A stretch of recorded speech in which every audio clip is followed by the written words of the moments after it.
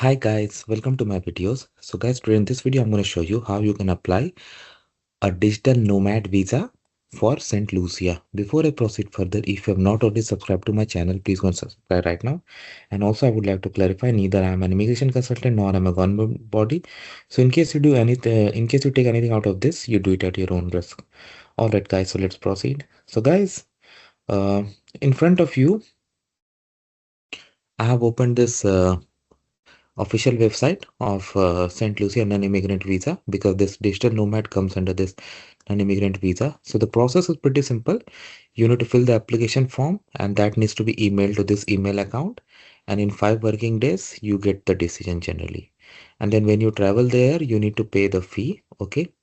Along with that, you need to apply 2 certified passport size photograph, valid passport, return ticket, copy of travel itinerary. So digital nomad is granted up to a year. Okay, and it's going to be a multiple entry: proof of hotel, private accommodation, letter of invitation, valid passport, return ticket, okay, general things. Okay, all right.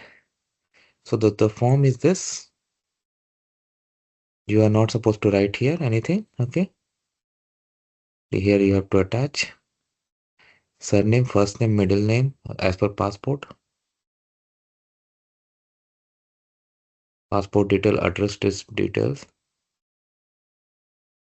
present employer employment details, your reason to travel, you need to provide that here, how long you're gonna stay, what address you will stay, how much money you will bring, have you been there before, phone numbers, if you now some of your family details. If you have a spouse, provide the details. If your children are coming, spouse coming, then provide their details. This section is only for uh, travelers coming from UK and are prepared by another person on behalf of you if applicable. And then finally, signature date. This is official section, so nothing to write over there. Documents that you need to submit is already shown over here. So guys, you know that how digital nomad visas work. They let you work remotely. So you can go to St. Lucia and work for some other company in a different country. Now, a lot of you may have some question like whether the tax residency of St. Lucia will apply. So based on my research, it's not going to be applied because you'll be like a visitor over there. So thanks for watching this video, guys. Please subscribe to the channel. Thank you.